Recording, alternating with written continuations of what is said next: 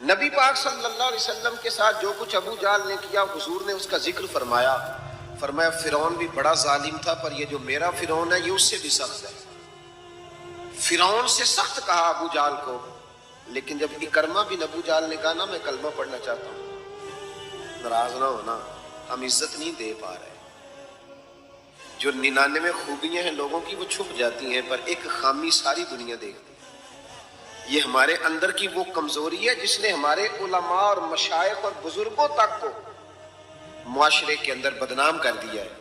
ہم نے وہ ایک خامی تو دیکھی پر اس شخص کی ساری زندگی کی خوبیاں چھوڑ دی. تیری نظر ایک خامی پہ گئی ہے، اس کا مطلب ہے تیرا اس مکھی سے تعلق ہے جو صرف گند پہ بیٹھتی ہے، پھول اسے نظر ہی نہیں آتا. ہماری ہر محفل میں جب کوتاہیاں ڈسکس ہوں گی تو پھر دنیا میں اچھا کون بچے گا؟ رسول کریم عزت دینے آئے. سنو اور یاد رکھو، اکرمہ بن ابو جہل کے بیٹے کلمہ پڑھنے آ رہے ہیں. میرے کریم رسول حضرت ابو بکر صدیق فرماتے ہیں میں اس دن اتنا رویا کہ میری داڑھی آنسوں سے بھر گئی. نبی کریم فرمانے لگے بھائی مجھے خبر ملی ہے کہ اکرمہ کلمہ پڑھنے آ رہا ہے، آؤ ذرا سارے بیٹھو میری بات سنو. حضور حکم کریں. تو محبوب نے فرمایا کوئی اس کے سامنے اس کے باپ کو گالی نہ دے، کوئی اس کے باپ کو اس کے سامنے برا کہہ کے نہ پکارے. کوئی یہاں ایک اور بات بھی کرنی بڑی ضروری سمجھتا ہوں. جو پکا بے ایمان کافر تھا، بے ایمان، جب حضور نے منع کر دیا کہ اس کے بیٹے کو تکلیف ہوتی ہے، جس کا کفر نص قطعی سے ثابت ہے، ان الذین کفروا سواء علیہم انذرتهم ام لم تنذرهم لا یؤمنون. اس آیت کی تفسیر میں جہاں بھی آپ کھولیں گے پہلا نام ابو جہل کا ملے گا، جس پر نص آ گئی کہ اس کی قسمت میں کفر ہے. جب وہاں حضور نے فرمایا باپ کو کافر نہ کہنا، بیٹے کو تکلیف ہوگی، تو بتا جب تو حضرت عبداللہ اور سیدہ آمنہ کے بارے میں بات کرتا ہے تو حضور کے دل کو تکلیف نہیں ہوتی؟ شرم نہیں آتی لوگوں کو؟ حیا نہیں آتی؟ حضور کا دل دکھاتے. اور دیکھیں عبداللہ کا معنی اللہ کا بندہ ہے، اور جو آمنہ نام ہے اس نام کا حسن تو دیکھیں. ہو درود تجھ پہ بھی آمنہ، اور تیرے لال پر بھی سلام ہو. تو تھوڑا آپ بھی پہچانا کریں. جو تیری اماں کو برا کہے تو سلام نہیں لیتا، اور جو نبی پاک کی اماں کے بارے میں بات کہتا ہے تو کہتا ہے مولوی صاحب رل مل کے رہنا چاہیے. عجیب بات ہے نا تیری. اس بندے سے سلام لے لے، اس سے گلا ملا لے جس کے سینے میں نبی پاک کے والدین کے بارے میں بغض چھپا ہوا ہے، اس شخص سے سینہ ملائے. تھوڑا سا سوچا کریں ہمارا کسی سے جائیداد کا کیا رٹا ہے. تو یاد رکھیں اکرمہ جب آ رہے تھے تو نبی کریم علیہ السلام نے فرمایا کوئی اسے اس کے باپ کو اس کے سامنے برا نہ کہے.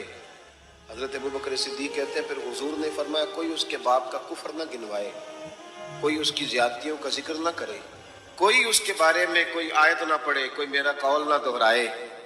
حضرت سیدنا ابو بکر صدیق فرماتے ہیں میں رونے لگا تو مجھ سے حضرت ابو دردہ کہنے لگے آپ کیوں رو رہے ہیں؟ تو میں نے کہا میں رو رہا ہوں محبوب کی رحمت للعالمین پہ کہ محبوب یہ کس کے استقبال کی تیاریاں کرا رہے ہیں. اور ساری زندگی تکلیف دی کن کے استقبال؟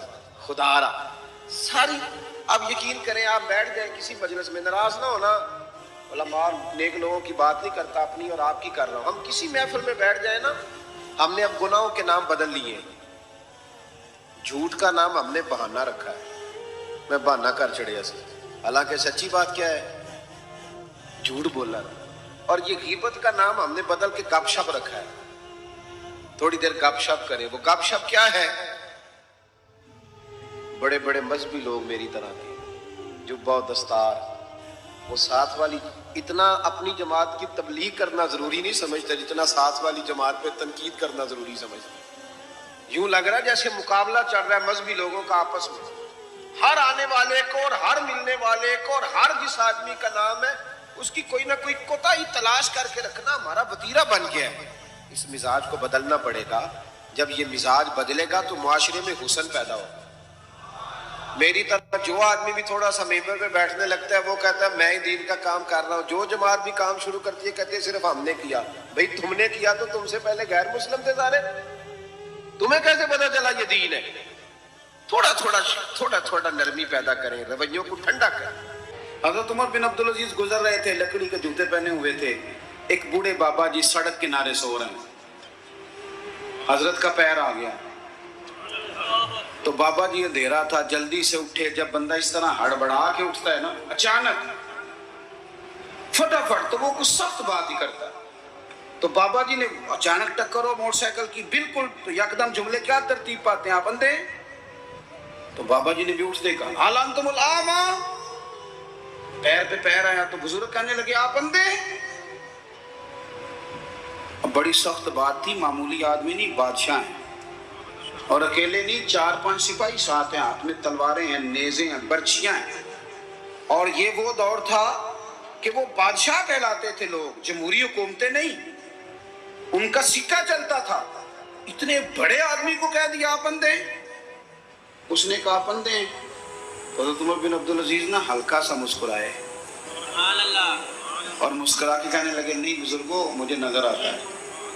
وہ جو ساتھ تھے نا سپاہی، چائے سے کیتلی ہمیشہ زیادہ گرم ہوتی ہے، تو ان سپاہیوں نے تلواریں نکال لی. آپ نے فرمایا تمہیں کیا ہوا؟ کہنے لگے حضور اس نے آپ کو اندھا کہا ہے. آپ فرمانے لگے نہیں انہوں نے تو نہیں کہا. کہا جناب کہا ہے. فرمایا نہیں کہا. کہا جناب کہا ہے. فرمایا بابا جی باتیں تم سے کر رہے تھے مجھ سے کر رہے تھے؟ کہا حضور وہ آپ سے کر رہے تھے. تو فرمانے لگے نادانو، انہوں نے مجھے اندھا نہیں کہا، بلکہ وہ تو استفہامیہ جملہ تھا. انہوں نے پوچھا ہے کہ آپ اندھے تو نہیں، تو میں نے کہہ دیا نہیں مجھے نظر آتا ہے. اس میں جھگڑے والی کون سی بات ہے؟ یعنی جتن جتن تے ہر کوئی کھیڑے نا، کدی ہارن بھی تے کھیڑ فقیرا، اور جتن دا مل کوڈی پہ گئی ہارن دا مل ہیرا. کسی جگہ کوئی ایسا سٹیٹس ہو، کوئی ایسی جگہ ہو، آپ ہر مقام پہ اگر جہالت ہی کریں گے اور جاہلوں سے ہی آپ بحث کریں گے تو وہ وہیں کے وہیں رہ جائیں گے، پھر تو آگے بڑھ ہی نہیں سکتے، کوئی کام آپ سے ہو ہی نہیں سکتا. نبی کریم صلی اللہ علیہ وسلم تشریف فرما ہیں، جناب صدیق اکبر ہیں. ایک بندہ بار بار حضرت صدیق اکبر رضی اللہ تعالیٰ عنہ پہ تنقید کر رہا ہے، بار بار. حضور خاموش ہیں. جب اس نے حد کر دی تو حضرت صدیق اکبر بولے، فرمایا تو غلط کہہ رہا ہے، میں اس طرح کا نہیں ہوں. آپ نے بات کو گہرائی سے سمجھنا ہے اور خدا را ضرور سمجھنا، اسے تقریر نہ سمجھنا جذبات کا اظہار کر رہا ہوں. ایسے تلخ تلخ لوگ، آپ یقین کریں ہم عقیدہ لوگ، ایک عقیدے، ایک نظریے، ایک جماعت کے لوگ، لیکن ایک دوسرے سے دوریاں. ہمارے رویوں نے اس طرح کر دیا ہے کہ ایک شخص اکیلا ہی زندہ ہے، بس وہی ٹھیک ہے، اس کے علاوہ کوئی بھی نہیں. اتنی دوری یار. وہ امت جس کی 80 صفیں ہونی ہے قیامت کے دن، جو نظر آئے گی پوری دنیا میں کہ یہی امت ہے، وہ اس طرح ٹوٹ ٹوٹ کے بکھر رہی ہے. ہم درگزر کرنے کو تیار ہی نہیں، وہ باتیں کر رہا ہے. جب حضرت صدیق اکبر نے جواب دیا تو قریب محبوب اٹھ کے چلے گئے. حضرت صدیق اکبر پیچھے دوڑے کہ یا رسول اللہ، جب تک وہ باتیں کر رہا تھا آپ بیٹھے تھے، اور جب میں نے جواب دیا تو آ گئے. حضور فرمانے لگے ابو بکر تیرے سرانے رب نے فرشتہ کھڑا کیا تھا. اللہ کرے آپ کو سمجھ آئے. تیرے سرانے فرشتہ تھا، جب وہ بولتا تھا تو تیری طرف سے فرشتہ جواب دیتا تھا. فرشتہ بول رہا تھا جبھی تو میں بھی چپ تھا، فرشتہ تیری طرف سے جواب دے رہا تھا. اور فرمایا جب تو بولا ہے تو فرشتہ چلا گیا تو میں بھی اٹھ کے آ گیا. دیکھیں ہم کوئی لوارث نہیں، خدا رسول والے ہیں. ایسا نہیں ہے کہ کہیں چپ کر جائیں گے تو ہمارا وارث ہوئی نہیں. آپ نہ کسی مقام پہ اپنوں کے مقابلے میں تو کہیں خاموشی اختیار کریں، آپ کہیں اپنوں کے بارے میں تو درگزر کریں. امام اعظم ابو حنیفہ رحمۃ اللہ علیہ، آپ کے والد صاحب کا انتقال ہو گیا. 3 دن تعزیت کے لیے بیٹھے، باہر نکلے، چوک میں آئے. ایک بندہ آپ کا حاسد تھا، مخالف تھا، اور سارا علاقہ جانتا تھا کہ آپ کا مخالف ہے. جب آپ باہر نکلے نا تو بہت سارے لوگ تھے چوک میں، وہ بھی سامنے سے آیا. السلام علیکم کے بعد کہنے لگا، توجہ کرنا بات پہ، کہنے لگا ابو حنیفہ سنا ہے آپ کے والد فوت ہو گئے. سب جانتے ہیں مخالف ہے، حاسد ہے، اور حسد کی وجہ سے مخالف ہے، سب کو پتا ہے. اور حسد بڑی بری چیز ہے. وَمِن شَرِّ حَاسِدٍ إِذَا حَسَدَ، اس کے شر سے اللہ ہم سب کو محفوظ فرمائے. یہ شریر کام ہوتا ہے. آپ کھڑے ہیں، کہتے سنے تیرے ابا انتقال کر گئے. فرمایا ہاں. کہنے لگا اپنی ماں کا نکاح میرے ساتھ کر دو. یارو کہہ دیتے ہیں لوگ بڑی بڑی باتیں، کبھی دیکھو تو صحیح، بڑا کچھ کہہ دیں، چلو سامنے نہیں تو پیٹھ کے پیچھے کہہ دیتے ہیں. لوگ بڑی بڑی چیزوں پہ طنز کرتے ہیں. ایسا جملہ کستے ہیں کہ وہ انسان کی نیند میں سوراخ کر دیتا ہے، سوتا نہیں انسان۔ اماں کا نکاح میرے ساتھ کر دو، جملہ سخت تھا پر بات تو شرعی تھی نا، غیر شرعی تو نہیں تھی۔ تو امام صاحب کے ساتھ جو شاگرد تھے، عقیدت مند تھے، ارادت مند تھے، انہوں نے تلواریں نیام سے نکالنی، فرمایا چپ کر جاؤ بھائی، ہم کو لوارث ہیں، چپ تو کرو نا یار، کہیں سہنا تو سیکھو، کہیں برداشت تو کرو، کئی کچھ تمہیں لوگ کہیں گے، کس کس کو راضی کرو گے؟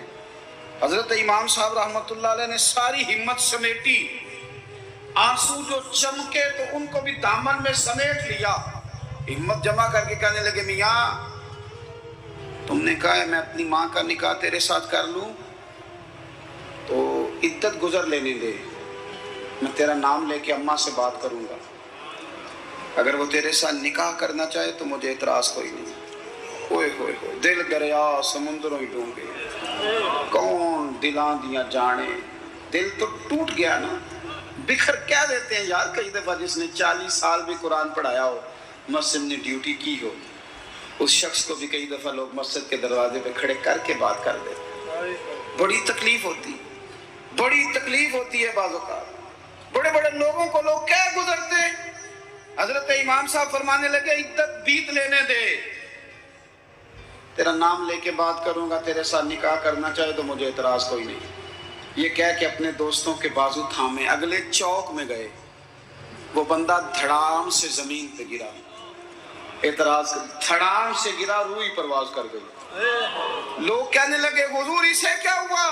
آپ فرمانے لگے اس نے سمجھا تھا میں لوارث ہوں، اسے کچھ بھی نہیں ہوا، ابو حنیفہ کے صبر نے اس کی جان لے لی، میرے صبر نے جان لے لی، تیرا صبر کئی دفعہ جان لے لے گا، تیرا صبر، تیرا حوصلہ، تیری دلیری۔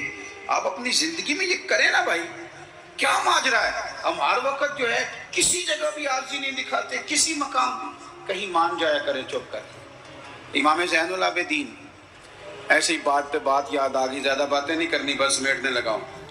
امام زین العابدین مسجد نبوی سے نکلے، جس مسجد کی اصل وارث امام زین العابدین، مسجد شریفہ سے نکلے تو ایک بندہ پیچھے ہو لیا، بادشاہ نے پیسے دیے، معاذ اللہ وہ امام صاحب کو برا بھلا کہہ رہا ہے۔ یہ مزہ ہے، کبھی اسے لے کے تو دیکھیں، یہ بھی ایک مزہ ہے، یہ بھی ایک سرور ہے کہ آپ کو برا کہے آپ برداشت کر رہے ہیں، لیکن شرط یہ ہے کہ آپ مخلص ہوں۔ قرآن کہتا ہے یجاہدون فی سبیل اللہ ولا یخافون لومۃ لائم ذالک فضل اللہ۔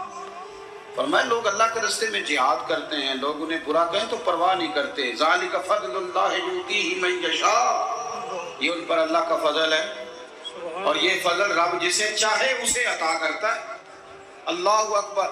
حضرت امام صاحب گزر رہے ہیں تو اس نے برا بھلا کہنا شروع کیا، امام صاحب جن قدموں سے چلتے تھے وہ چھوٹے کر دیے، قدم چھوٹے چھوٹے، زیادہ باتیں کر لے۔ امام صاحب کا گھر آ گیا، وہ بندہ تھک گیا، کہتا تو بولتے ہی نہیں، گھر آ گیا تو آپ فرمانے لگے کوئی بات رہ گئی ہو تو کر لے، میرا گھر آ گیا۔ وہ کہتا ہے مجھ پر تو کسی نے بجلیاں ہی گرا دی، پہلے میں نے اخلاق سنا تھا، اب میں نے اخلاق دیکھ لیا، بجلیاں گر گئی، سناٹا چھا گیا۔ جب میں سختے میں آ گیا نا، ہم تو دشمن کو بھی پاکیزہ سزا دیتے ہیں، کہتے ہیں جب میں پورے سختے میں آیا تو امام زین العابدین کہنے لگے ٹھہر جا ذرا، جانا نہ۔ اندر تشریف لے گئے، ایک بوتل سرکے کھلائے، ایک شہد کھلائے، اور مجھے تھما کے نا، لمبی بات پھر بھی کوئی نہیں، میرے ہاتھ میں تھما کے کہنے لگے کہ لے جا، میرے دادا مولا علی نے فرمایا تھا پتر جو دروازے تک آئے اسے خالی نہیں بھیجا گا، کہ لے جا تیری مہربانی، تحفہ ہے رکھ لے۔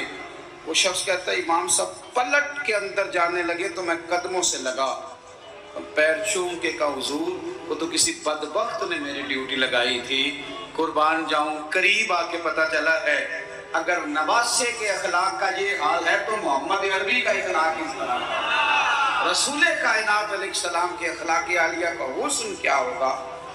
آخری بات یہ ہے کہ والذین یبیتون لربہم سجدا وقیاما، نری تقریریں نہیں، نری باتیں نہیں، رب کے بندے رات سجدے اور قیام میں گزار۔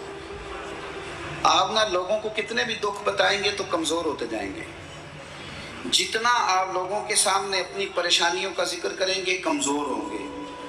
اور جتنے دکھ مسلح پہ بیٹھ کے رب کو بتاؤ گے طاقتور ہوتے جاؤ گے، طاقتور ہوتے جاؤ گے۔ آپ نا جب رات کو بیٹھتے ہیں اور آپ کا مسلح آباد رہتا ہے، یہ موبائل یہ ساری چیزیں آپ کی جان چھوڑتی ہیں، اور صرف زیادہ نہیں، آدھے گھنٹے کے لیے، 20 منٹ کے لیے چند نفل پڑھ کے تلاوت کر کے درود و سلام پڑھ کے جب ہاتھ اٹھاتے ہو نا، تو آپ کو اللہ روحانی قوت دیتا ہے۔ یہ جو سجدے کا نور ہوتا ہے یہ بندے کو طاقتور کرتا ہے۔